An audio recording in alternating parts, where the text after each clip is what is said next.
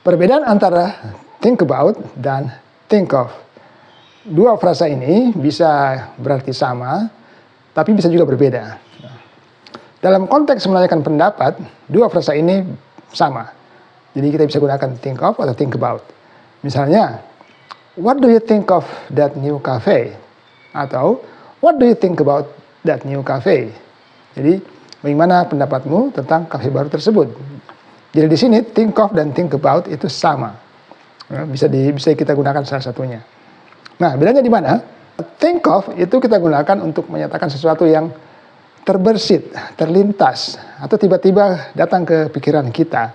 Jadi sifatnya spontan gitu ya, tidak terencana. Misalnya, when I see number 7, I think of Ronaldo. Ya, karena kan Ronaldo kan nomor punggungnya nomor 7 kan, gitu. Atau when I pass by that cafe, I think of you. Ya, ketika saya lewat di depan kafe itu, saya teringat kamu. Mungkin karena itu adalah tempat favorit kamu. Ya. Jadi itu artinya think of, terbersit atau terlintas di pikiran kita. Mungkin juga kamu pernah dengar seperti ini ya, di sebuah pertunjukan sulap misalnya. Can you think of a number between 0 to 10, but don't say it. Jadi itu contoh-contoh penggunaan think of. Sementara think about itu bermakna proses.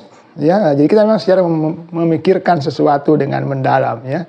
Mungkin mempertimbangkan opsi, menganalisa, mungkin karena kita sedang akan mengambil keputusan atau ada masalah atau memang hanya kita pikirkan saja. Jadi lebih dalam sifatnya.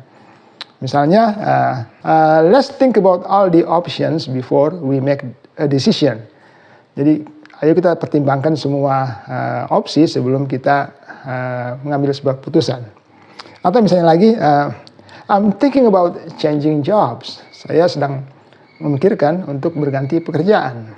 Jadi ada proses berpikir di situ. Contoh lain misalnya, before I sleep, I always think about my plans for tomorrow. Jadi sebelum saya tidur, saya selalu memikirkan rencana saya untuk besok.